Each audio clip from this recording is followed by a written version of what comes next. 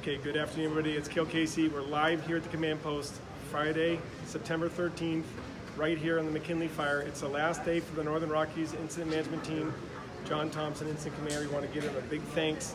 It's been a real pleasure to be embedded with them, to see how they work. They've had great concern for the community, and in turn the community has had great care for the team. Everybody coming in here, bringing in thank you cards, and Char with her hats, and other folks. Thank you so much. Sarah Rouse is behind the camera. She's the lead information officer, so if you have a question, you can post it here, whether you're live or on the rebroadcast.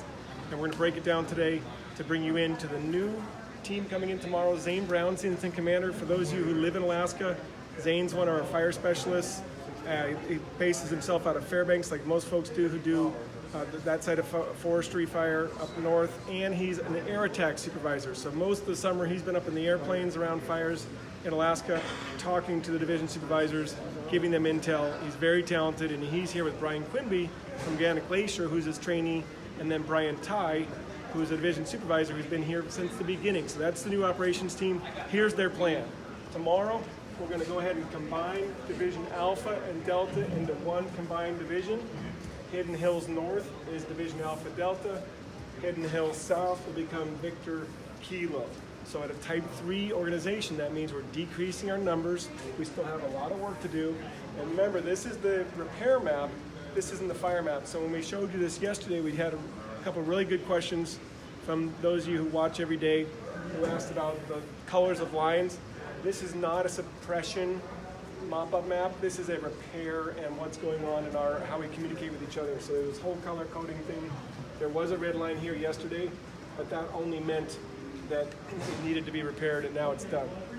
So as you can see, the only orange line, which means that it needs inspection, is right here on the northeast of Hidden Hills.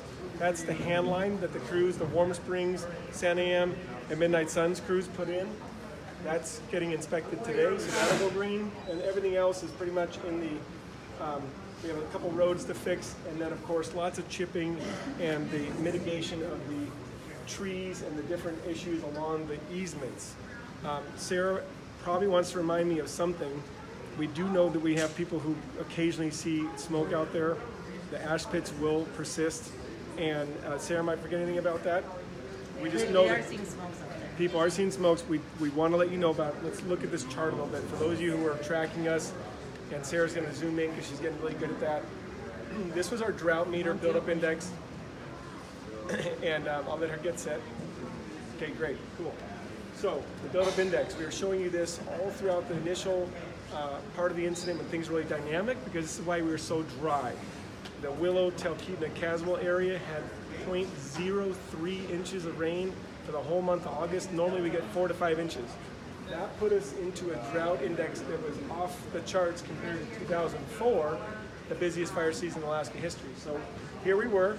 And then we started to get the rain, and now the buildup index has dropped down to just above normal. So for those of you at home who are wondering, okay, we've seen rain now. I've been sending pictures to Jamie up in Fairbanks so she can keep track of us down here, and she's saying on all the photos she sees the deck is wet or the trees are wet.